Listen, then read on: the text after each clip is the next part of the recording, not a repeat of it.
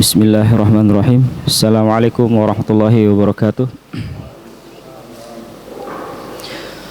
Alhamdulillah. Alhamdulillahilladzi 'asamal quluba minadh dhalali wa masaribit tafaha.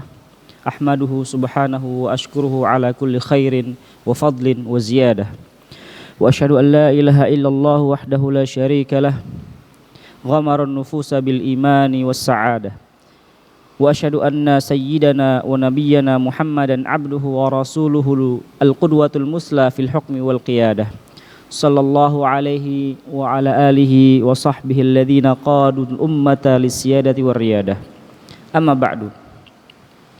Qala Allah Ta'ala fi kitabil karim, ya ayyuhalladzina amanu taqullaha haqqa tuqatih wa la tamutunna illa wa antum muslimun. Wa qala wabtalul yatama hatta idza balagun nikaha fa in anastum minhum rushdan fadfa'u ilaihim amwalahum wa la ta'kuluha israfan wa bidaran ay yakbaru wa man kana ghaniyan falyasta'fif wa man kana faqiran falyakul bil ma'ruf fa idza dafa'tum ilaihim amwalahum fa ashhidu alaihim wa kafa billahi hasiba. Alhamdulillah, kita bersyukur kepada Allah Subhanahu wa taala karena telah memberikan kepada kita limpahan rahmat, karunia, iman, Islam, kesehatan, waktu luang, kesempatan, dan talabul ilmi. Itu semua adalah nikmat yang sangat banyak dan tak terhingga yang harus kita syukuri. Terlebih pada saat kesempatan kali ini kita masih diberikan kesempatan oleh Allah Subhanahu wa taala untuk belajar talabul ilmi di masjid kita atau mushola kita yang kita cintai dan mudah-mudahan selalu diberkati oleh Allah Subhanahu wa taala. Sebelum kita melanjutkan pembahasan kita pada kajian kitab Al-Kabair, sedikit kami memotivasi diri kami dan juga para jamaah sekalian ya, untuk sedikit merenung kepada hadis Rasulullah sallallahu alaihi wasallam an Abi Hurairah radhiyallahu anhu anna Rasulullah sallallahu alaihi wasallam qala al malaikatu tusalli ala ahadikum ma dama fi musallahu alladhi shalla fihi ma lam yuhdits taqul Allahumma ighfir lahu Allahumma arhamhu. Begitu mulianya seorang hamba ketika berada di masjid, di antara masjid-masjid Allah, dia berada di masjid setelah sholat tidak bersegera untuk meninggalkan masjid dalam keadaan masih suci, masih punya wudu, maka pada saat itu malaikat berselawat kepada hamba-hamba Allah yang sedang berada di masjid tersebut selama belum batal dari wudunya. Dan dua permintaan yang dimintakan oleh malaikat kepada Allah bagi hamba Allah yang berada di masjid, yaitu apa? Allahumma ighfir lahu, Allahumma arhamhu. Malaikat memintakan ampun kepada hamba Allah yang masih berada di masjid, dan juga memintakan kepada Allah rahmatnya, kasih sayangnya kepada hamba tersebut. Maka ketika kita berada di masjid dan dalam rangka thalabul ilmi, sejatinya kita banyak menuai keutamaan-keutamaan. Kita banyak mendapatkan fadilah-fadilah ketika kita berada di masjid, bersolat bersama jamaah yang lainnya. Kemudian ketika kita selesai sholat, kita tahan diri kita untuk tetap berada di masjid, apalagi dalam rangka thalabul ilmi, yang mana keutamaan seorang penuntut ilmu sangat banyak. Di antaranya adalah satu hadis yang mengumpulkan 5 keutamaan bagi orang yang menuntut ilmu. Keutamaan yang pertama adalah man salaka tariqan yatlubu fi ilman salakallahu bihi tariqan min turqil jannah. Barang siapa yang meniti satu jalan dalam rangka menuntut ilmu, maka Allah bimbing dia kepada satu jalan di antara banyak jalan menuju surga.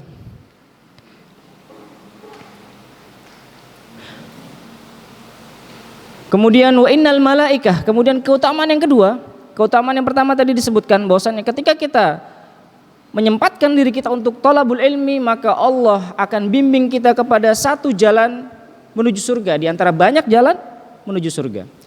Kemudian keutamaan yang kedua, wa innal malaikata la tadau ajnihataha li talibil ilmi ridwan bima yasna. Dan malaikat akan menaungi sayap, malaikat akan dihamparkan atau dalam tujuan untuk menaungi bagi orang-orang yang belajar menuntut ilmu yang bermanfaat, al-ilmu an-nafi'.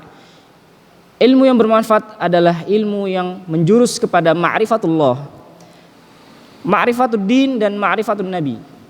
Ilmu yang berorientasi kepada pengetahuan tentang Allah, pengetahuan tentang agama, dan pengetahuan tentang Nabi kita Muhammad SAW. Ini adalah ilmu yang bermanfaat, dan inilah yang diinginkan dalam hadis ini, yaitu kita selalu meniti jalan untuk mengenal Allah, meniti jalan dalam rangka untuk mengenal agama kita lebih dalam lagi, dan meniti jalan agar kita lebih mengenal Nabi kita dan mencintai Nabi kita Muhammad SAW. Kemudian keutamaan yang ketiga adalah wa innal alim la yastaghfir lahu man fis samawati wa man fil ard. Sungguh seorang yang alim, yang berilmu, ahli ilmu, akan dimintakan ampun oleh penduduk langit dan penduduk bumi. Jadi penduduk langit dan penduduk bumi semua memintakan ampun bagi seorang yang belajar, seorang yang alim, berilmu. Hatta al-hitan fi jawfil ma. Sampai pun ikan penghuni dasar laut. Jadi dasar laut itu penghuninya tidak sembarangan. Jadi ada ikan-ikan jenis tertentu yang menghuni dasar laut. Sampai pun ikan yang berada di dasar laut juga memintakan ampun bagi seorang yang menuntut ilmu atau seorang yang alim. Kemudian keutamaan seorang penuntut ilmu yang keempat adalah wa inna fadlal alimi 'alal 'abid. Keutamaan seorang yang alim daripada seorang yang abid.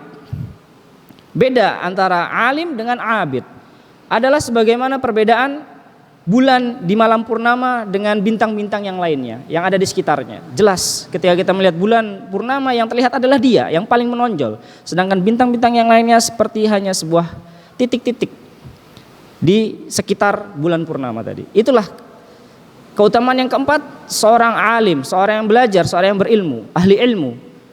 Kemudian yang kelima, wa innal ulama warasatul anbiya, dan sesungguhnya para ulama itulah para pewaris nabi. Dan para nabi tidaklah meninggalkan harta warisan berupa dinar dan dirham. Apa yang mereka tinggalkan adalah ilmu.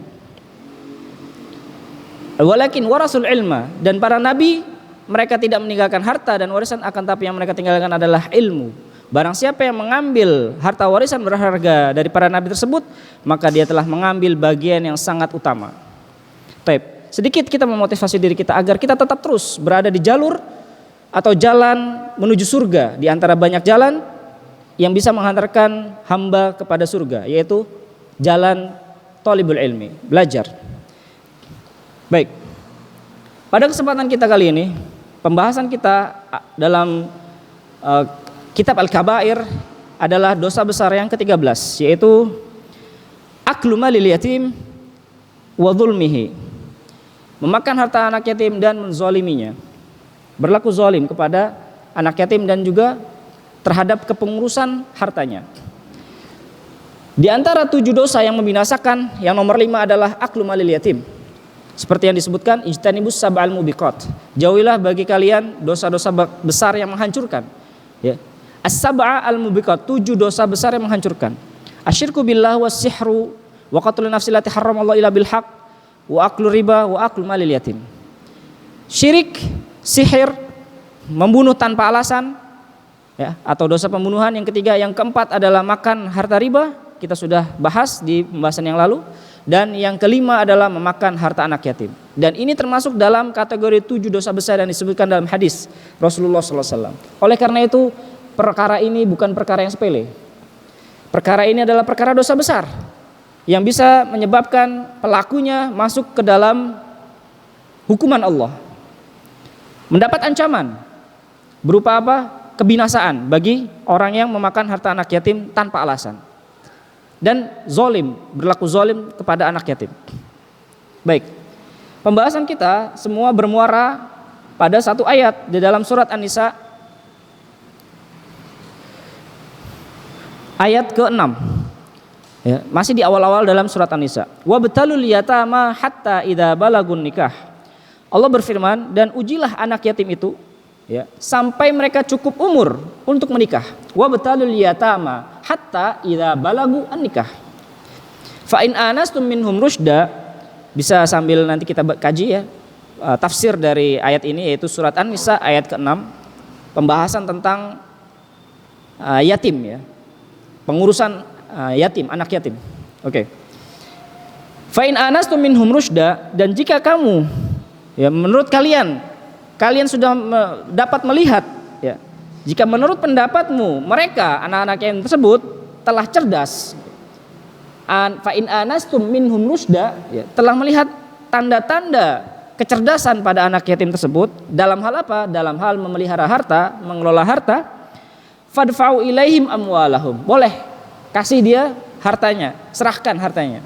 Karena sebelumnya harta mereka kita tahan, kita simpan, kita kelola. Ketika kita melihat anak yatim tadi sudah menunjukkan tanda-tanda piawai, cerdas dalam mengelola harta, maka boleh diserahkan. Fadfa'u ilaihim amwalahum, maka serahkanlah kepada mereka harta mereka. Wala ta'kuluha israfan wa bidaran ayyakbaru. Kemudian hukum-hukum yang berkaitan dengan anak yatim yang berikutnya adalah, jika di sini Allah memberikan wanti-wanti, wala ta'kuluha, jangan kamu memakan harta anak yatim tadi. Ya. Lebih dari batas kewajaran, lebih dari batas kepatutan. Wala ta'kuluha israfan, jangan kamu mengambil harta anak yatim tadi melebihi batas kepatutan, kewajaran. Dan jangan kamu tergesa-gesa. Wala ta'kuluha israfan wa bidaron an yakbaru, jangan kamu tergesa-gesa untuk menyerahkannya kepada mereka atau membelanjakannya sebelum mereka dewasa, ya, sebelum mereka mencapai dewasa. Faman kana ghaniyan falyasta'fif wa man kana ghaniyan falyasta'fif wa man kana faqiran falyakul bima'ruf. Kemudian hal-hal yang berkaitan dengan harta anak yatim berikutnya adalah, jika si pengurus anak yatim dan hartanya adalah orang yang berkecukupan alias orang kaya, maka hendaknya dia menahan diri dari mengambil harta anak yatim tersebut. Tetapi sebaliknya, jika yang mengurus harta anak yatim tadi adalah miskin, ya tidak mampu, wa man kana faqiran falyakul bil ma'ruf, boleh ia mengambil atau memakan harta anak yatim tadi berdasarkan kepatutan, ya, menurut kewajarannya, ya, sesuai dengan kebutuhannya, bil ma'ruf, dengan cara yang baik. Kemudian fa idza dafa'tum ilaihim amwalahum, dan ketika kalian menyerahkan harta anak yatim tadi kepada anak yatim tadi, maka selayaknya wa idza dafa'tum ilaihim amwalahum fa asyhidu alaihim, datangkan saksi. Datangkan saksi sebagai saksi bahwasannya harta ini sudah kami serahkan, begitu. Ya, apabila kalian menyerahkan harta kepada mereka, maka hendaknya kamu mengadakan saksi, ya, tentang penyerahan tersebut, agar tidak terjadi kekisruhan, ya, setelahnya. Dan cukuplah Allah, wa kafa billahi hasiba, dan cukuplah Allah sebagai pengawas atas persaksian tersebut. Baik. Jadi pembahasan tentang anak yatim dan hartanya semua bermuara pada ayat ini. Ya, pembahasan tentang kepengurusan, mengurus anak yatim dan juga mengelola harta anak yatim. Di sini Islam memberikan kita satu keindahan, bahwasannya kita sebagai seorang manusia punya rasa empati, rasa kepedulian terhadap saudara-saudara kita. Bahkan jika seorang ayah meninggal, maka ibunya inilah dia yang menanggung anaknya, dan dia sebagai penanggung anak yatim jika memang anak tersebut masih dalam kategori yatim, ya. Karena ya dibilang yatim itu adalah karena memang belum balik. Ketika sudah balik, maka dia sudah tidak yatim lagi. Siapa yang mengurusnya, baik itu keluarga dekatnya ataupun bukan siapa-siapa dia, maka semua memiliki keutamaan. Keutamaan dalam hal apa? Kepengurusan anak yatim dan hartanya. As-sa'i bil armalati alal armalati wal yatim, ya, kal mujahid. Bahwasannya orang yang bersusah payah, berusaha untuk mengurus para janda, as-sa'i alal armalah wal miskin, ya, Wal miskin di sini masuk dalam kategori juga al yatim, anak yatim. As-sa'i 'alal armalati wal miskin kal mujahid fi sabilillah, seperti seorang mujahid yang berjihad di jalan Allah. Wa ahsabuhu qol, dan di sini rawi mengira, dia juga mengatakan wa kal qaim alladzi la yaftur wa kas shaim alladzi la yuftir. Jadi pahalanya itu seperti pahala orang yang berjihad bagi orang yang mengurus para janda, memperhatikan keadaan mereka, dan juga orang miskin, dan masuk juga anak yatim. Jadi mengurus atau mengelola anak yatim dan hartanya ini adalah sesuatu yang mulia, memiliki keutamaan dalam Islam. Dan sebaliknya bagi mereka yang menyia-nyiakan kepengurusan tadi, tidak amanah dalam pengurusan anak yatim dan hartanya, maka dia juga masuk dalam kubangan dosa besar, karena dia termasuk dalam atau terjerembab dalam kategori dosa besar yang 7 disebutkan dalam hadis tadi, dan itu termasuk dosa yang kelima secara urutan hadis. Maka orang yang berusaha berupaya mengelola, karena dia termasuk dalam atau terjerembab dalam kategori dosa besar yang 7, dan seperti orang yang selalu menunaikan sholat sepanjang malam, Masya Allah, pahala orang yang sholat tahajud sepanjang malam, atau seperti pahala orang yang berpuasa terus-terusan. Padahal puasa terus-terusan jelas tidak boleh, tetapi itu untuk membandingkan pahala saja, ya, sebagai bentuk keutamaan atau kemuliaan bagi orang yang punya rasa peduli, memperdulikan para janda dan juga orang-orang miskin di sekitar kita. Taib. Kita masuk kepada pembahasan utama kita, yaitu al-kabirah ats-tsalisah asyrah. Ya, al-kabiratu ats-tsalisatu asyrata. Dosa besar yang ke-13, yaitu dosa besar tentang memakan harta anak yatim dan menzaliminya. Di sini Allah Subhanahu wa taala berfirman di dalam kitab Al-Kabair, ya. Syekh atau Al-Imam Adz-Dzahabi memulai pembahasan ini dengan firman Allah, innal ladzina ya'kuluna amwalal yatama dzulman innama ya'kuluna fi butunihim nar. Sesungguhnya orang-orang yang memakan harta anak yatim secara zalim, maka sesungguhnya dia secara tidak langsung sedang memakan api di dalam perutnya. Ya'kuluna fi butunihim nar, sedang memasukkan api ke dalam perutnya. Wa sayaslawna sa'ira, dan dia nanti akan menuju kepada neraka yang menyala-nyala. Wa qala Allah Ta'ala wa la taqrabu malal yatimi illa billati hiya ahsan hatta yablugha asyuddah. Dan janganlah kamu mendekati harta anak yatim, memakan harta anak yatim, kecuali dengan cara yang ma'ruf, ya, dengan cara yang dibenarkan, sampai dia nanti sudah beranjak dewasa. Hatta yablugha asyuddah. Kemudian Imam Az-Dzahabi meneruskan pembahasannya dengan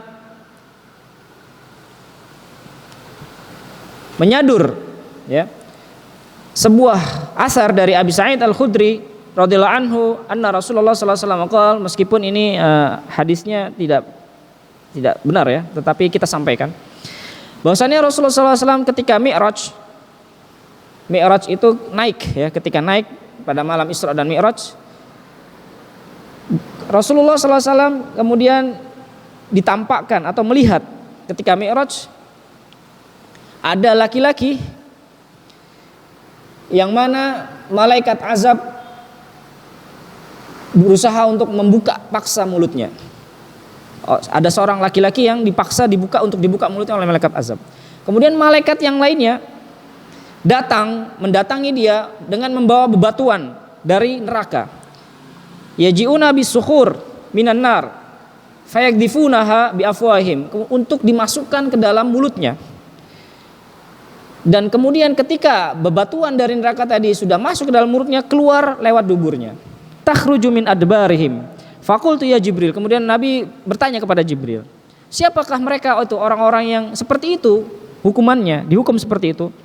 Maka Jibril pun mengatakan, alladzina ya'kuluna amwalal yatama dzulman innama ya'kuluna fi butunihim nar.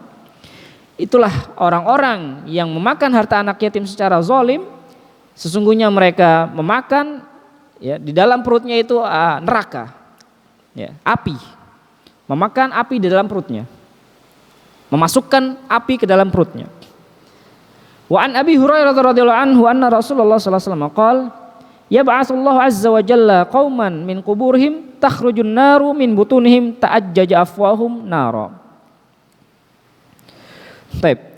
Ada riwayat yang lain yang mengatakan bahwasannya ketika Allah membangkitkan satu kaum, sekelompok orang pada hari kiamat nanti dari kuburnya, maka orang tadi takhrujun nar min butunihim, keluarlah api dari perutnya. Ta'ajjaja afwahum nar, mulut mereka itu mengeluarkan api yang menggelegak gitu. Ya, Masya Allah. Kemudian dikatakan faqila manhum ya Rasulullah, siapakah mereka wahai Rasulullah? Kemudian Rasulullah bersabda dengan menyebutkan firman Allah, alam taro anallah ta'ala yaqul, apakah kalian tidak melihat ya firman Allah yang berbunyi innal ladzina ya'kuluna amwalal yatama dzulman innama ya'kuluna fi butunihim naro. Ini ada di surat An-Nisa ayat 10. Mungkin bisa kita kaji nanti ya, maksud dan penjelasan tafsir dari ayat surat An-Nisa ayat 10 ini. Sesungguhnya orang-orang yang memakan harta anak yatim secara zalim, sesungguhnya mereka memakan di dalam perut mereka api. Wa qala Suddi rahimallahu taala yuhsyaru akilu malil yatim. Nanti akan dibangkitkan mereka-mereka yang suka memakan harta anak yatim, tidak amanah dalam mengelola harta anak yatim. Nanti ketika pada hari kebangkitan dikumpulkan pada hari kiamat nanti, sedangkan api menyala, yakhruju min fih, keluar dari mulutnya dan dari telinganya, dari hidungnya, dari matanya, keluar api dari tempat-tempat tadi. Yakhruju min fih, dari mulutnya, min masami'ihi, dari telinganya, wa anfihi, dari hidungnya, wa ainihi, dari matanya. Kullun man ra'ahu ya'rifu, setiap orang yang memandang orang tersebut langsung tahu annahu akilu malil yatim. Oh, ini ciri orang yang suka memakan harta anak yatim.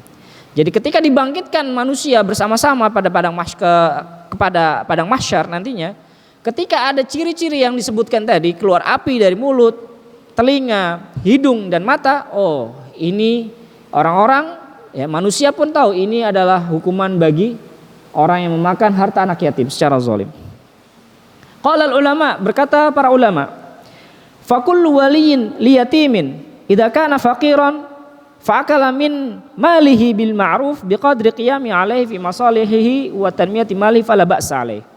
Berkata para ulama, setiap wali yang mengurus ya harta anak yatim, kalau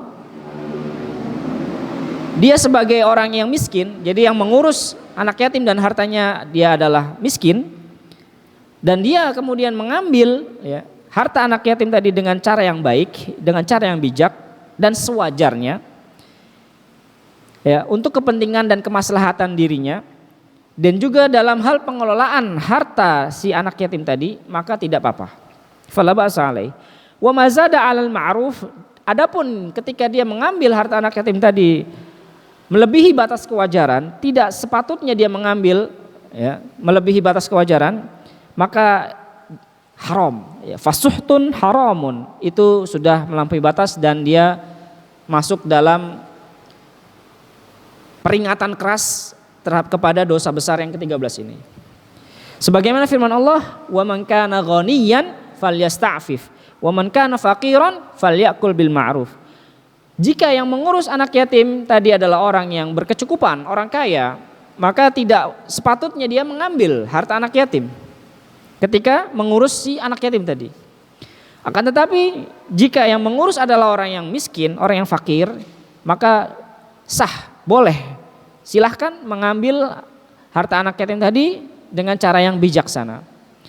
Dan di sini maksud daripada memakan harta anak yatim dengan cara yang ma'ruf, dengan cara yang baik, ya, penafsirannya ada 4. Maksudnya adalah yang pertama, annahu al-akhdhu ala wajhil qard.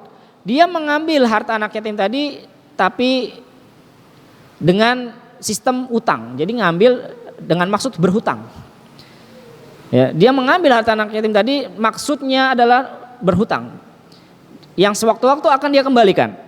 Kemudian yang kedua, al-aklu biqadril hajah min ghairi israf. Maksud daripada memakan harta anak yatim secara ma'ruf yang kedua adalah betul-betul dia mengambil harta si anak yatim tadi sesuai dengan kebutuhannya tanpa berlebihan. Betul-betul dia ambil dalam rangka memenuhi kebutuhan hidup, mencukupi kebutuhan hidupnya. Memang karena betul-betul dia fakir, tidak punya penghasilan yang standar gitu ya, atau UM ya, upah minimum gitu. Dia di bawah standar upah minimum daripada kebanyakan manusia, dan dia ternyata juga mengurus anak yatim dan juga hartanya, maka boleh bagi dia untuk mengambil sekedar kebutuhannya.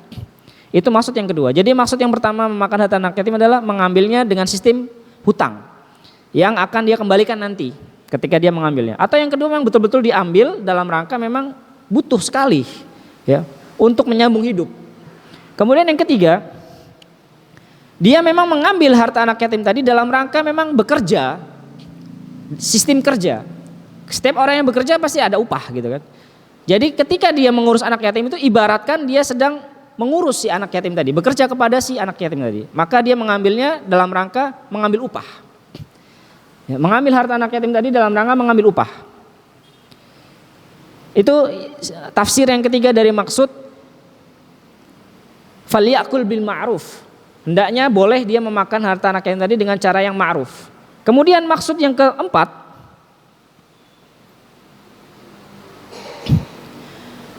dia mengambil harta anak yatim tadi ketika betul-betul darurat. Memang harus untuk dia ambil sebagian harta anak yatim tadi sesuai kewajaran untuk memang betul-betul menyambung hidup tadi. Dalam rangka kalau dia nanti punya kelapangan rezeki, dia kembalikan. Kalau nggak punya rezeki, ya sudah, nggak dikembalikan. Ini beda dengan hutang tadi ya. Kalau yang pertama kan sistem hutang. Kalau yang kedua tadi sistem memang betul-betul diambil, ya, sesuai dengan kebutuhan. Dia ngambil memang sesuai dengan kebutuhannya si anak yatim ini, kebutuhannya apa setiap harinya gitu kan.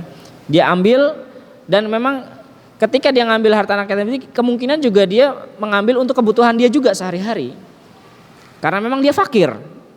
Nah, yang ketiga tadi adalah dia sistemnya sistem mengambil upah. Ketika dia ngurus anak yatim seakan-akan dia bekerja untuk dia. Nah, yang keempat ini adalah sistem dia ambil, kalau dia bisa kembalikan dikembalikan, kalau nggak bisa dikembalikan ya sudah. Itu memang dia hak dia untuk mengambil harta anak yatim tadi dalam rangka mengurusnya. Inilah keempat maksud atau tafsiran daripada ayat falyakul bil ma'ruf ya, dengan catatan yang mengurus adalah orang fakir ya. Ini seperti yang disebutkan oleh Imam Ibnu Jauzi di dalam tafsir ayat tersebut. Kita lanjutkan. Dan di dalam riwayat Bukhari, anna Rasulullah sallallahu alaihi wasallam qala, bahwasanya Rasulullah sallallahu alaihi wasallam bersabda, ana wa kafilul yatim fil jannati hakadha. Ini hadis yang sangat populer ya. Dalam rangka memotivasi kita untuk memberikan kepedulian ya dalam hal pengurusan anak yatim.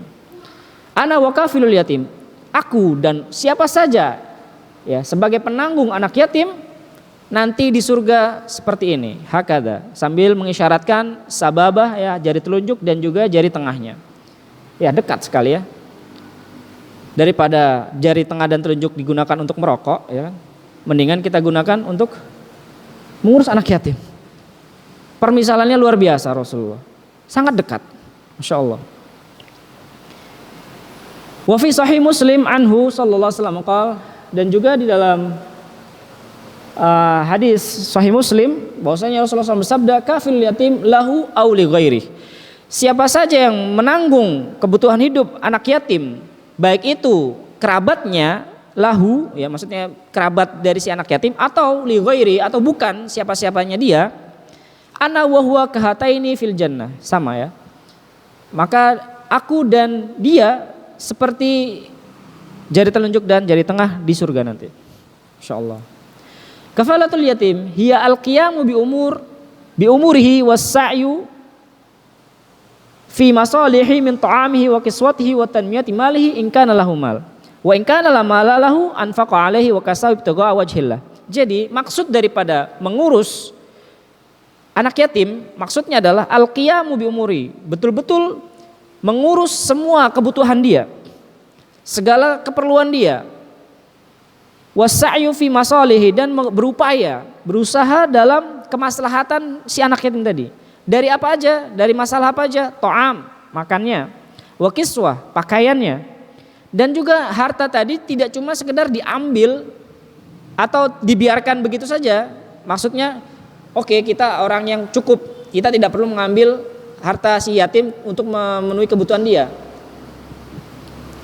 Bukan berarti didiamkan saja, tetapi dalam rangka dikembangkan juga. Kalau memang kita punya keahlian dalam bisnis, ya, kita punya keahlian dalam usaha, maka harta si yatim tadi kalau memang kita amanah, ya, kita bisa kembangkan. Dikembangkan juga hartanya. Jadi ketika dia nanti sudah beranjak dewasa, Masya Allah, berikan semua situ.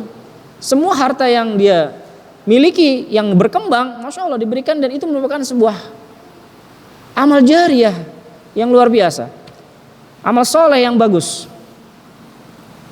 Mengembangkan harta anak yatim tanpa meminta imbalan, Masya Allah. Jadi pengurusan yatim adalah mengurus dirinya dari sisi makanan, pakaian, dan juga mengembangkan hartanya kalau punya harta. Kalau memang anak yatim ini tidak punya harta sama sekali, ya kita berinfak kepada dia, ya, memberi nafkah kepada dia, sebagaimana kita memberi nafkah, ya, infak kepada anak-anak kita, kepada istri kita, Masya Allah. Dalam rangka mengharap ridha Allah. Wa qauluhu fil hadis lahu aw li ghairihi sawaun kana al yatim qarabatan aw ajnabiyan minhu. Maksud daripada lahu aw li ghairihi dalam hadis tadi adalah baik itu yang mengurus adalah keluarga dekat, kerabatnya, atau bukan siapa-siapa dia. Fal qarabah mithlu an yukaffilahu jadduhu aw akhuhu, seperti yang mengurus anak yatim tadi seperti misalnya kakeknya sendiri yang mengurus. Masya Allah. Jadi kakek mengurus cucunya karena memang sudah ditinggal bapaknya, jadi yang mengurus kakeknya. Au akhuhu, atau saudaranya, saudara si bapak tadi, Masya Allah. Atau kakaknya si yatim tadi sendiri misalnya. Semuanya dalam rangka berupaya mensejahterakan anggota keluarga, intinya begitu. Tidak mensia-siakan, tidak acuh tak acuh, ya, tidak mempedulikan, tetapi betul-betul si anak ini dalam tanggungan. Tanggungan siapa? Orang terdekatnya, kakaknya, ibunya, bahkan ya disebutkan ummuhu au ammuhu, pamannya atau kakeknya. Jadi setiap orang yang mengasuh anak yatim, dia masuk dalam kategori hadis yang disebutkan dalam riwayat Abu Hurairah tadi, bahwasannya siapa saja yang mengurus anak yatim, anak yang ditinggal mati bapaknya, dia nggak bisa berusaha, dapat rezeki dari mana, dapat makan dari mana, karena bapaknya sudah nggak ada, dan dia masih kecil. Siapa saja, baik itu kakeknya, pamannya, ibunya. Jadi seorang ibu ketika dia bersusah payah untuk memberi makan anaknya yang masih kecil, maka dia sejatinya berada dalam posisi ini, posisi sedang mendekat bersama-sama dengan Rasulullah nanti di surga, Masya Allah. Kakaknya, siapapun, atau bukan siapa-siapa, orang asing. Kita melihat ada anak terlantar dan dia tidak punya ayah, ya, tidak punya ayah, yatim. Kalau yatim piatu kan istilah Indonesia, ya. Ala kulli hal, yatim itu adalah istilah syar'i. Kalau piatu tambahan aja di Indonesia. Dia nggak ada orang-orang, tidak ada lagi orang yang menafkahi dia. Siapa? Ya bapaknya yang menafkahi dia. Siapapun yang mengasuh, mengelola anak yatim, maka dia masuk dalam keutamaan hadis ana wa kafilul yatim kahataini fil jannah. Masya Allah. Aku bersama dengan orang-orang yang mengurus anak yatim seperti jari telunjuk dan jari tengah di dalam surga nanti, Masya Allah. Waqala Rasulullah SAW, dan Rasulullah SAW bersabda, man dhamma yatiman minal muslimina ila ta'amih, barang siapa yang menyatukan anak yatim dari kalangan kaum muslim ya bersama-sama untuk makan dengan makanan dia, maksudnya ada anak yatim ya diurus, makan ya ikut makan sebagaimana kita makan gitu ya. Minum dengan minuman yang kita punya di rumah kita juga, hatta yughniyahullahu taala, sampai tiba saatnya si anak tadi sudah beranjak dewasa, Allah cukupkan dari sisi kekuatan fisik dan sebagainya, dia bisa mandiri ya, bisa mandiri. Au jaballahu lahul jannah. Masyaallah. Wajib bagi dia masuk surga. Insyaallah. Luar biasa keutamaan orang yang mengasuh anak yatim. Wa qala sallallahu alaihi wasallam, kalau hadis ini sepertinya dhaif ya. Tapi tidak apa-apa kita baca. Man masaha ra'sa yatim, barang siapa yang mengasihi, mengusap-usap kepala anak yatim ya. Dia betul-betul ada rasa kasih sayang kepada anak yatim tadi. Yang mana dia tidak mengusapnya kecuali mengharapkan wajah Allah. Maksudnya adalah ya mengurus ya, tetapi di sini mengusap ya. Mengusapnya saja ada keutamaannya, tapi ini dhaif ya. Jadi mengusap kepala anak yatim aja itu keutamaannya adalah setiap rambut yang dibelai adalah sebuah hasanah, sebuah pahala. Masya Allah. Jadi mengusapnya aja udah sebuah pahala. Tapi ini hadis dhaif ya. Diusap dengan penuh kasih sayang. Setiap rambut yang dia belai adalah sebuah pahala. Waman ahsana ila yatimin aw yatimah, dan barang siapa yang berbuat baik kepada seorang yatim laki-laki dan yatim perempuan, yatimah, ya, kuntu ana wa huwa hakadha fil jannah. Maka aku dan dia, orang-orang yang berbuat baik kepada anak yatim dan yatimah, seperti jari telunjuk dan jari tengah di dalam surga. Tapi hadis ini dhaif ya, karena di awalnya tadi lebay gitu ya. Ya hadis-hadis yang lebay itu sangat tidak mungkin dari Rasulullah gitu ya. Biasanya sih kalimat dari orang-orang yang suka membuat hadis ya. Masya Allah. Taib, ala kulli hal, hadis yang jelas-jelas sahih adalah hadis dari Abu Hurairah tadi, yang diriwayatkan oleh Muslim tadi. Itu hadis yang sangat populer yang sering kita dengar tentang keutamaan mengasuh anak yatim. Jadi aku dan si pengasuh anak yatim seperti jari telunjuk dan jari tengah di surga, insyaallah. Kemudian dikatakan kepada waqala rajulun li Abi Darda, ada seorang laki-laki mendatangi Abu Darda ya dalam rangka meminta wasiat, meminta nasihat. Ausini biwasiyah, kata laki-laki tadi, wahai Abu Darda, berilah aku satu wasiat. Nasihatilah aku tentang satu masalah. Kemudian kata Abu Darda apa? Irhamil yatima. Kasihilah anak yatim. Wadnuhu minka, dan mendekatlah kamu kepadanya, dekatkan dia kepadamu. Wa at'imhu, dan kasih makan dia dari makananmu. Min ta'amika. Fa inni sami'tu Rasulullah sallallahu alaihi wasallam atahu rajulun yashtaki qaswata qalbi.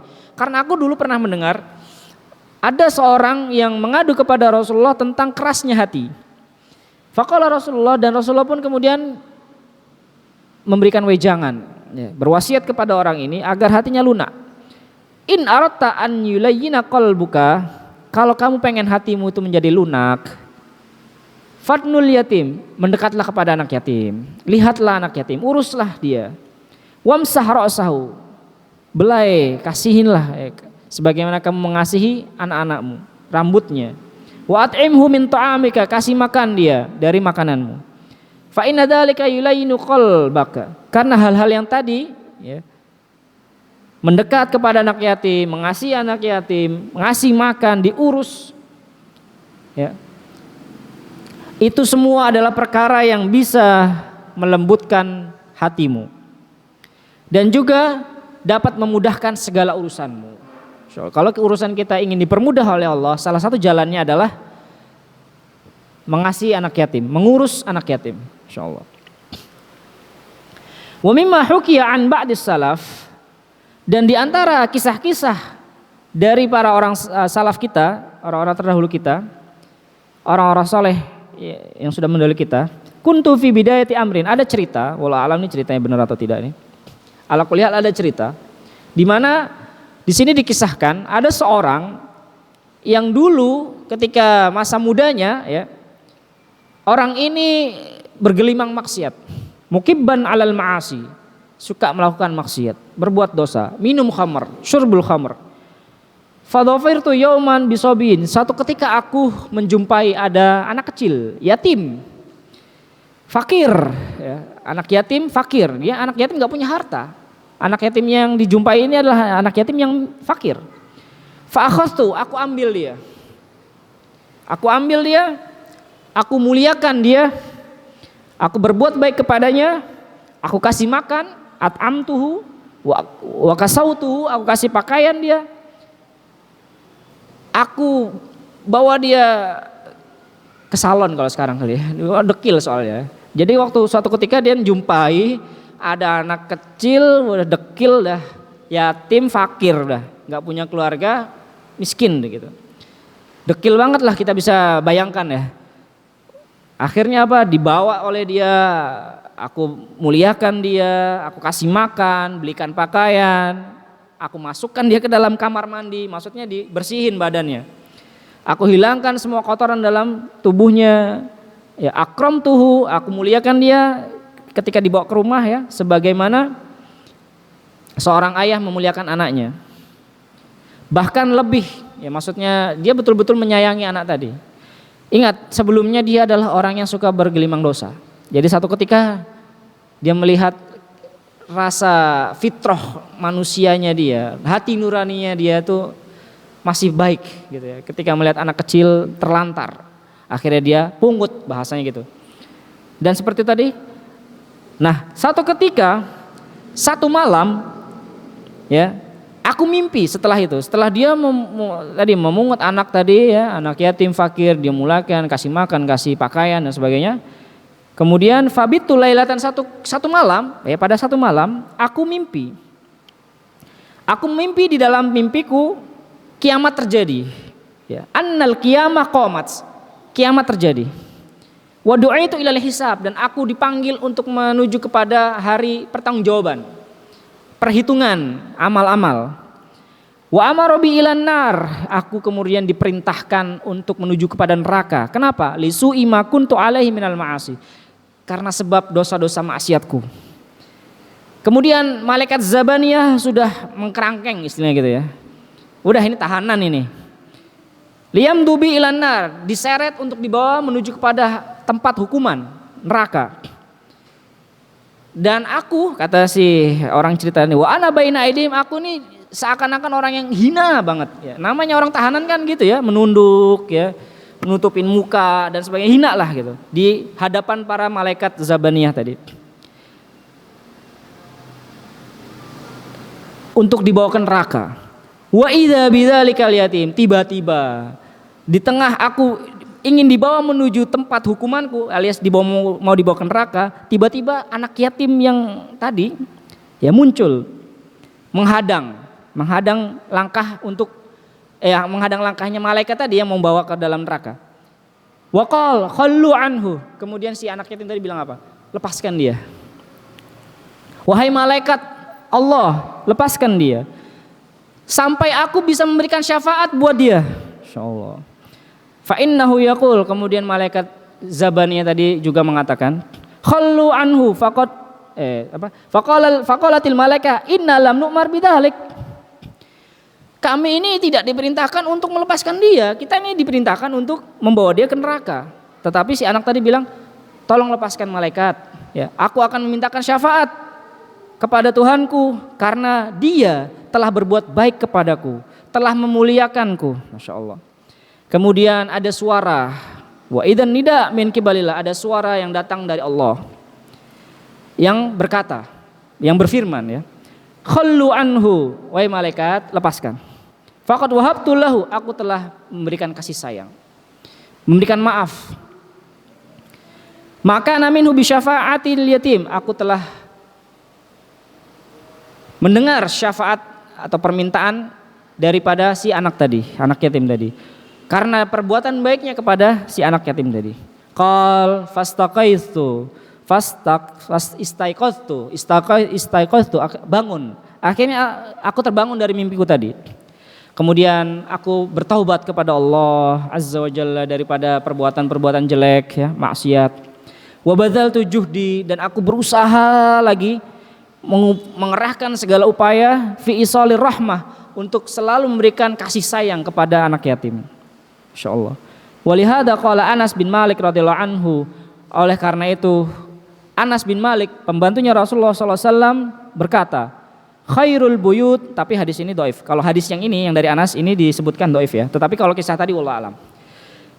Kemudian Anas berkata, khairul buyuti baitun fihi yatimun yuhsanilai. Sebaik-baik rumah adalah rumah yang dimana di situ ada anak yatim yang dipelihara. Ya. Di orang atau penghuni rumah berbuat baik kepada anak yatim tadi. Wa syarrul buyut, dan seburuk-buruknya rumah, baitun fihi yatimun yusa'u ilaih. Rumah yang dimana di situ ada anak yatim tetapi dia berbuat jahat kepada anak yatim. Wa habbu ibadallahi ilallahi ta'ala man istana'a sun'an ila yatimin aw armalah. Dan hamba yang paling Allah cintai ya, di antara para hamba-hamba yang lain adalah siapa saja yang berbuat baik kepada anak yatim dan juga kepada para janda. Insyaallah. Tetapi sayangnya hadis ini dhaif. Meskipun begitu, hadis yang sahih banyak tentang keutamaan memelihara ya, anak janda dan juga anak yatim. Waruya anna Allah Ta'ala auha ila Daud alaihissalam, dan diriwayatkan bahwasanya Allah ya mewahyukan kepada Daud, wahai Daud, Nabi Daud, ya Daud, kun lil yatimi kal ab ar-rahim. Jadilah engkau wahai Daud ya, kepada anak yatim sebagaimana seorang ayah mengasihi anaknya. Jadi posisikan dirimu wahai Daud kepada anak yatim itu seperti kamu kepada anakmu. Wa kun lil armalah, dan posisikan dirimu wahai Daud kepada para janda sebagaimana kamu suami mengasihi menyayangi istrimu, ngopeni istrimu. Jadi ini adalah wahyu yang Allah wahyukan kepada Daud. Wa'lam kama tazra kada tahsud, dan ketahuilah Daud, sebagaimana engkau menanam pasti kamu akan memanen. Ya, maksudnya adalah kalau kamu berbuat seperti itu kepada orang lain, maka keluargamu akan diperlakukan seperti itu. Karena sewaktu-waktu kan Daud meninggal, ayah pasti kita semua meninggal, posisi kita laki-laki lah, terus anak-anak kita, istri kita, siapa yang memperlakukan mereka? Kalau kita ingin anak-anak kita dan istri kita sepeninggal kita nanti ya, mengalami pengurusan yang baik oleh keluarga dan juga mungkin orang lain, maka paling tidak ya kita memulai agar kita juga menyayangi atau memberikan perhatian ya, memelihara para janda dan juga anak yatim. Itu tadi adalah wahyu yang Allah wahyukan kepada Daud. Aila buddha antamut, kamu juga nanti kan akan mati Daud. Wa yabqalaka waladun yatim. Ketika kamu mati, mungkin aja ada anakmu yang masih kecil yang kamu tinggalkan dalam keadaan yatim. Awi mur'atun armalah, atau istrimu nanti kan jadi janda. Wa qala Daud alaihissalam fi munajatihi. Kemudian Daud dalam salah satu munajatnya kepada Allah berkata, Ilahi, wahai Tuhanku, ma jazaa'u man as'adal yatima wal armalata wal armarati ibtigha'a wajhik, man as'adal yatima wal armalata. Barang siapa, apa aja balasan bagi orang-orang yang memuliakan para janda, membahagiakan mereka, membuat bahagia para janda, para yatim, karena mengharapkan ridhomu. Apa balasannya? Kata Daud, qal jazaa'uhu an udhillahu fi dhilli. Balasannya adalah akan aku naungi siapa saja tadi ya, yang membuat bahagia para janda dan para yatim, fi dhilli yauma la dhilla illa dhilluh. Akan aku naungi dengan naunganku pada hari di mana tidak ada naungan kecuali naunganku, yaitu di padang mahsyar nanti ketika manusia berkumpul semua menunggu perhitungan, menunggu dipanggil satu-satu untuk mempertanggungjawabkan perbuatan kita dari awal sampai akhir. Tidak ada yang dapat menaungi hari itu. Matahari sangat dekat. Tidak ada yang dapat menaungi kecuali naunganku. Apa itu naungan Allah? Arsy Allah. Jadi kalau kita ingin dinaungi oleh arsy Allah nanti ketika kita di padang mahsyar, maka salah satu hal yang bisa kita lakukan adalah memuliakan, membahagiakan para janda, para anak yatim, insyaallah. Wa mimma jaa fi fadlil ihsan ilal armalah wal yatim, dan di antara asar atau riwayat yang menjelaskan tentang keutamaan berbuat baik kepada para janda dan anak yatim, ya, adalah kisah nih, ada salah satu kisah Alawiyah. Alawi itu maksudnya kalau kita istilahnya adalah keturunan Ali gitu ya, ya Alawiyin gitu ya. Wallahu alam ini kisahnya sahih atau tidak, yang penting ada satu kisah tentang keluarga Ali, ya, sahabat Ali. Salah satu di antara keluarga sahabat Ali itu tinggal di salah satu tempat daerah Balkh gitu ya. Tinggal di daerah Balkh, min biladil ajam, ya daerahnya itu bukan Arab, bukan jazirah Arab, di luar itu. Jadi anak keturunan Ali salah satunya ada yang tinggal sampai di wilayah tadi ya, Balkh gitu ya. Nah, punya istri Alawiyah, walahu zaujah Alawiyah. Dia punya istri Alawiyah, istrinya mungkin masih ada keturunan dari Ali gitu. Walahu minha banat, punya banyak anak perempuan. Dan pada awal kehidupan mereka hidup dalam kemakmuran. Wa kanu fi si'atin wa ni'mah. Cukup, hidupnya cukup dan ya lapang gitu ya, lapang dan cukup. Fama tazawwuj, satu ketika suaminya meninggal. Wa asabal mar'ah wa banataha ba'dahu al-faqr wal qillah. Sepeninggal suaminya, hiduplah anak dan istrinya dalam keadaan fakir dan kekurangan, setelah sebelumnya hidup dalam kecukupan dan kelapangan. Akhirnya fakharajat bibanatiha ila baldatin ukhra. Akhirnya ya mau nggak mau hijrah, pergi. Ya gimana, nggak ada yang ngurus, kan asing dia di situ. Di negeri itu dia asing, nggak ada keluarga, jauh dari keluarganya. Siapa yang mau ngurus akhirnya kan? Akhirnya dia pergi. Keluar dari rumahnya, dari tempatnya dengan membawa anak-anaknya tadi, ya Allah. Ila baldatin ukhra, ke tempat lain pokoknya. Karena takut dari orang-orang yang tidak suka dengan atau keberadaan dia, takut kejahatan lah ya kan. Orang asing, janda, punya anak, ya wis. Kayak kita di sekitar kita kalau udah ada janda, wes. Apa coba? Bukannya dibantu ya, tapi malah di yang lainnya gitu ya. Insyaallah. Intinya dia keluar dari daerah tersebut karena takut dari perilaku jahat atau perilaku buruk dari orang-orang yang ada di daerah tadi. Khauf syamatatil ada, karena takut tadi ya perbuatan buruk dari orang-orang yang ada di daerah tadi. Wattafaqa khurujuha, akan tetapi ketika dia keluar dari daerahnya tadi ternyata bertepatan dengan musim dingin. Fi syiddatil barad, lagi musim dingin keluar, Masya Allah. Falamma dakhalat dzalikal balad, ketika sudah sampai pada satu tempat, kemudian adkhalat banataha, si ibu tadi ya dengan membawa anak perempuan yang masih kecil-kecil tadi, ya dia bawa, diamankan dulu lah anaknya, dia taruh di satu masjid, ya di kota itu, di tempat itu, yang mana masjidnya udah tua, lama nggak dipakai, gitu. Istilahnya udah masjid yang sudah ya jarang dipakai sama orang gitu. Tapi masih ada bangunannya. Ditaruh di situ. Wa madat tahtalu lahum fil quds famarrat bijam'ain. Intinya anaknya ditaruh dulu, ya, ditenangin dulu, ibunya cari makan. Karena ketika keluar tadi dalam posisi apa? Posisi nggak punya apa-apa, dingin lagi musim dingin yang sangat menusuk gitu ya. Akhirnya dia keluar untuk mencari makan. Ketika dia keluar, dia menjumpai ada dua komplek, ya istilahnya gitulah, dua komplek. Jadi dalam satu daerah itu ada dua desa gitu, perkampungan. Satu kampung ini di mana yang tinggal tadi adalah seorang muslim, ya orang muslim, wa huwa syekhul balad.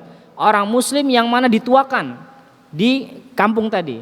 Dia menjumpai di kampung yang pertama, dia menjumpai seorang muslim yang dituakan, ya tetua kampung, dan dia muslim. Wa jam'un alaihi rajul majus. Jadi di kampung tadi intinya ada dua komplek. Komplek yang pertama itu dihuni oleh muslim dan dia adalah orang yang dituakan di situ. Dan komplek yang kedua adalah seorang majusi. Yang dituakan di situ adalah orang majusi yang dia adalah sebagai dhaminul balad, yang menjamin keamanan di daerah tadi, penjamin keamanan, tapi orang majusi. Ya. Jadi orang-orang yang datang ke tempat itu akan terjamin keamanannya, ya, tetapi sayangnya majusi. Oke. Ketika di komplek tadi ada dua di daerah tadi ada dua perkampungan tadi, dia mendatangi untuk menuju kepada yang muslim dulu lah, ya kan? Karena dia muslim, dia mendatangi yang muslim. Fabada'at bil muslim, akhirnya dia memulai minta tolongnya kepada kampung yang muslim dulu, yang dipimpin oleh orang muslim dan dia sebagai tetuanya. Dan dia ceritakan keadaan dia kepada si muslim tadi. Waqalat, dan si perempuan tadi berkata, ana imra'atun alawiyah, aku sebagai seorang perempuan yang masih ada keturunan sampai kepada Ali, alawiyah. Ana imra'ah alawiyah. Wa ma'i, dan aku bersamaku ada anak-anak perempuan yatim, udah ditinggal mati bapaknya. Wa adkhaltuhum ba'dal masajid al-mahjur, aku sudah tempatkan dia di masjid yang tua, ya, dikasih tahu tempatnya, oke. Dan pada malam ini aku mencari makan. Wa uridul lailah qutahum, pada malam ini aku mencari makan untuk mereka, anak-anakku. Faqala laha, si muslim tadi, apa komentar pertama yang keluar dari mulutnya? Aqimi indil bayyinah annaki alawiyah syarifah.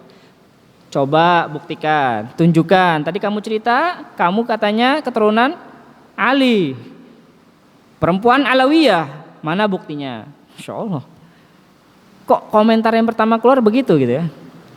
Faqalat, si ibu tadi mengatakan, ana imrah gharibah, aku ini kan cewek asing. Ma fil balad man ya'rifuni, emangnya ada apa penduduk di kota ini yang kenal sama aku? Kemudian akhirnya ya ditolak. Intinya sebenarnya nggak mau ngasih bantuan gitu ya. Famadat min indihi munkasir, hancur hatinya, ditolak ya. Padahal muslim yang dia tuju dan dia adalah orang yang dituakan di situ, tapi tidak menerima, penerimaannya buruk gitu ya. Famadat min indihi munkasiratul qalb, hatinya hancur berkeping-keping. Meninggalkan bapak tadi, tua tadi ya, orang tua tadi. Faja'at ila dzalikar rajul majusi, ya, kemudian ya dia beranjak kepada kampung yang sebelah, yang mana di situ bahasanya ketua kepala desanya gitu ya kan, orang majusi. Dia ceritakan keadaan dirinya. Dia ceritakan bahwasannya ya dia dari daerah ini, kemudian dia keluar akhirnya menuju sini membawa anak perempuannya, dia kasih taruh anak perempuannya di situ. Dia adalah, ya, si perempuan tadi menceritakan dia adalah perempuan yang baik-baik karena keturunan Ali dan sebagainya bla bla bla. Dia ceritakan juga bahwasanya sebelumnya dia sudah mendatangi si muslim kampung sebelah, ya kan, tapi ditolak. Akhirnya sama si orang majusi ini, faqama wa arsala ba'dhan nisa'i, akhirnya dia beranjak memanggil para istrinya, ya, diriwayatkan sih memanggil para istrinya untuk apa? Datangkan makanan untuk dia, ya, untuk si ibu tadi. Dan suruh panggil tuh anak-anak, bawa sini, jangan ditaruh di situ. Itu tempatnya ya buruk, jelek dan sebagainya. Udah bawa sini. Masuk rumah sini. Bawa ke rumah sini. Masya Allah. Dimuliakan, dikasih makan, Masya Allah. Kasih pakaian dengan pakaian yang bagus, Masya Allah. Bermalam di dalam malam itu dia akhirnya bermalam di rumah si majusi tadi. Dalam keadaan penuh dengan kenikmatan dan dimuliakan. Ya, fi ni'matin wa karamah. Qal. Kemudian dikatakan, ketika tengah malam Syekh Muslim yang menolak janda tadi, ya, dikisahkan di sini, ketika tengah malam si ra'a dzalika Syekh al-Muslim fi manamihi. Syekh yang muslim tadi yang menolak kedatangan si janda tadi melihat dalam mimpinya, ya, ketika sudah malam, annal qiyamah qad qamat, kiamat sudah bangkit, terjadi kiamat. Wa qad aqada liwa ala ra'sin Nabi sallallahu alaihi wasallam. Nabi membawa panji ya di atas kepalanya. Wa idza qasrun minaz zamrud al-akhdar. Kemudian ada istana dari zamrud. Ya, zamrud apa ya? Ya perhiasan kan. Batu mulia ya kan. Hijau al-akhdar. Wa minal lu'lu' wal yaqut. Jadi di sekitar itu maksudnya zamrud tadi dihiasi dengan lu'lu' wal yaqut. Wa fihi qubabul lu'lu' wal marjan. Intinya semuanya adalah istana itu ya dipenuhi dengan batu perhiasan. Mulia, batu mulia.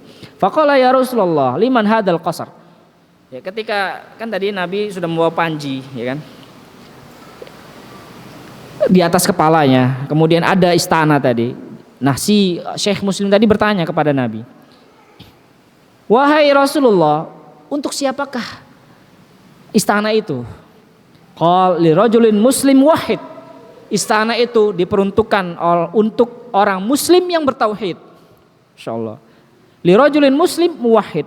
Faqala ya Rasulullah. Kemudian si Syekh Muslim tadi berkata, "Ya Rasulullah, aku orang muslim bertauhid. Aku orang yang bertauhid, muslim." Kemudian kata Nabi, apa?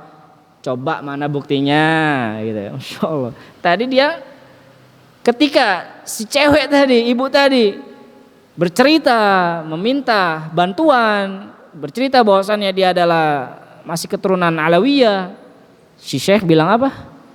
Mana buktinya? Sekarang ketika dalam mimpi, ya, ketika dia lihat ada istana megah, bertahtakan, pokoknya berhiaskan dengan perhiasan batu-batu mulia, kemudian bertanya kepada Rasulullah, untuk siapa?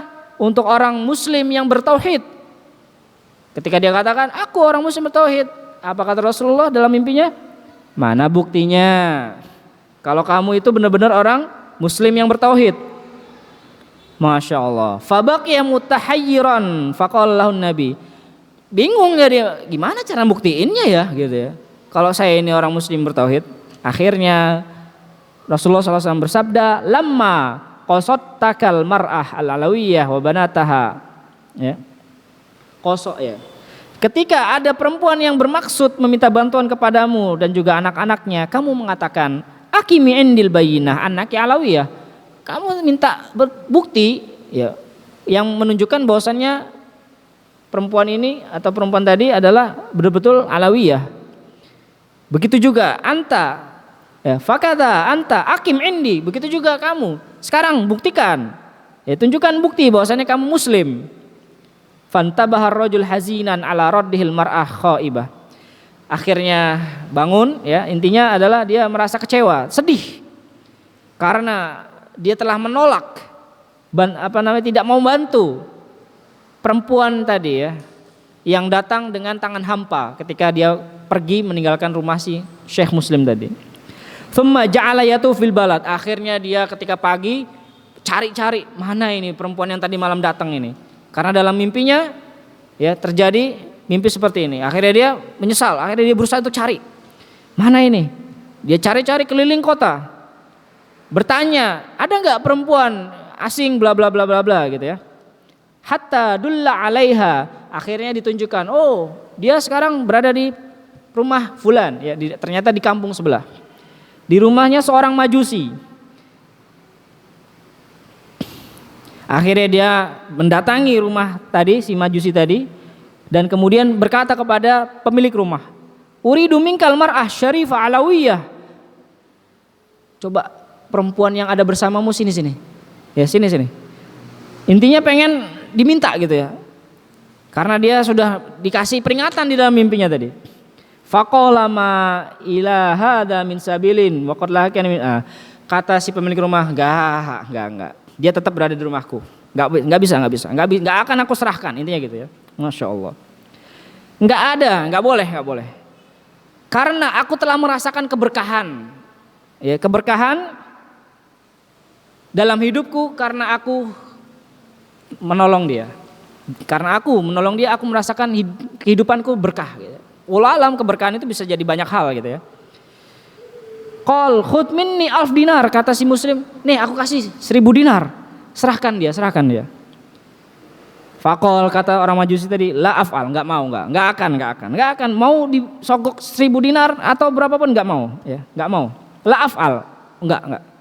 Faqal la budda minha, harus, ya. Kata si Majusi, alladzi turidu anta ana ahaqqu bihi, ya. Ternyata si Majusi tadi juga mimpi gitu. Mimpi ya seperti tadi. Ada istana hijau gitu ya. Istana hijau yang mewah, ya, Masya Allah, penuh dengan perhiasan, dihiasi dengan batu-batu mulia tadi. Sebagaimana yang kau lihat dalam mimpimu, ternyata itu adalah untukku, kata si Majusi tadi. Kemudian si Majusi tadi berkata kepada si Syekh Muslim, kamu mau nunjukin aku kepada Islam? Wallahi manimtul bariha ana wa ahlu dari hatta aslamna kulluna ala yadil alawiyah. Kenapa? Karena aku semalam tidak bisa tidur sampai akhirnya si aku dan keluargaku semua masuk Islam di tangan si perempuan tadi, Masya Allah. Karena mimpi tadi ya. Ternyata mimpi tadi menunjukkan kepada Islam gitu ya. Masuk Islamnya si Majusi tadi. Karena iming-imingnya tadi apa? Istana hijau. Syaratnya apa? Muslim wahid, ya kan? Harus muslim dulu, harus bertauhid. Ya udah, siapa yang nggak mau? Ya udah mau kita masuk Islam. Tapi betul-betul dengan ketulusan hati, insyaallah. Ya intinya mimpinya sama, si Muslim Syekh tadi dan juga si Majusi tadi. Al-qasrul laka wali ahli darika wa anta wa ahlu daruka min ahli jannah khalaqallahu mu'minan fil azal. Jadi intinya kata Rasulullah, ya kan, ketika dalam mimpinya si Majusi tadi, istana ini adalah milikmu dan juga milik anggota keluargamu. Wa anta wa ahlu darika min ahli jannah.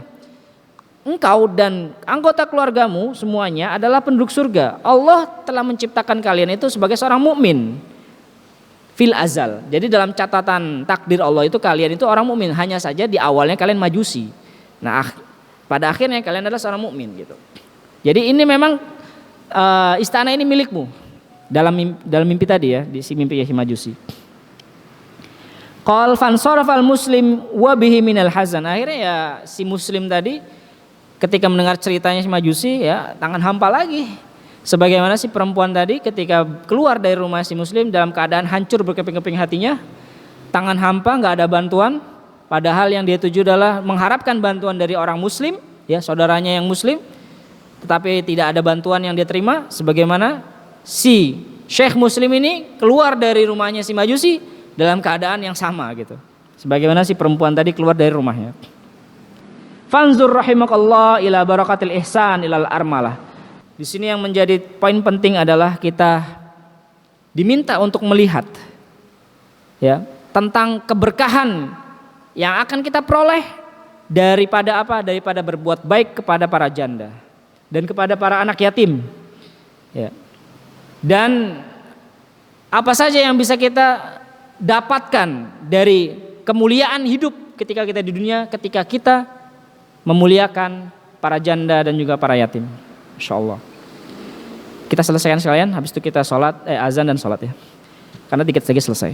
Walihada thabata fis sahihain, oleh karena itu telah tercantum dalam hadis Rasulullah SAW dalam sahihain annahu qol, bahwasanya Rasulullah SAW bersabda, as-sa'i 'alal armalati wal miskin atau wal masakin, dalam riwayat sini wal miskin atau wal masakin, kal mujahid fi sabilillah. Orang yang berupaya bersungguh-sungguh memberikan perhatian, perlindungan, bantuan, pemeliharaan kepada para janda, kepada orang miskin, orang yatim, itu sebagaimana orang yang berjihad di jalan Allah.